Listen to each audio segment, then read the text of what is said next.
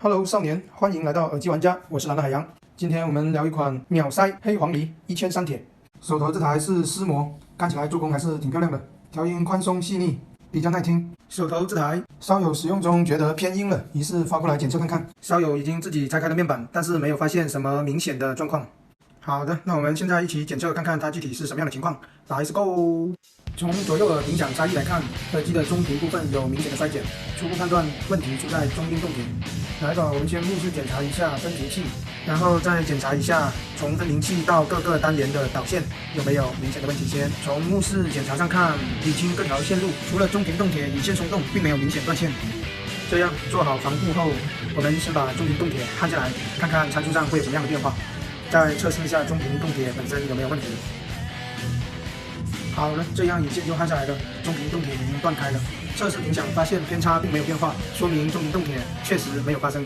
那么我们再来单独检测一下中频动铁，看看它有没有问题。单独测量中频动铁，它竟然是好的，那么就说明了一个问题，就是它原本的连接线一定是隐藏式断线的。经过细致的检查和分析，最终发现问题所在。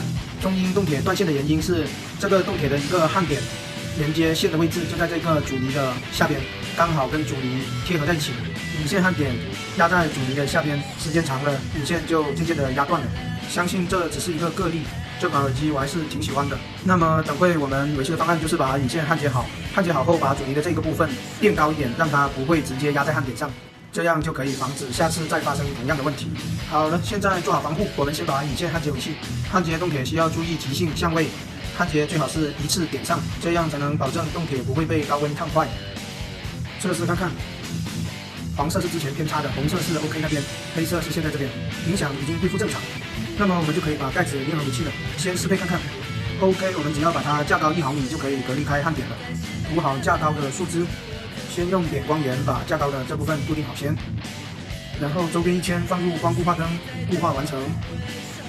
把接合的位置进行打磨和抛光，把表面做好美化处理。上一层保护光漆，光固化进行。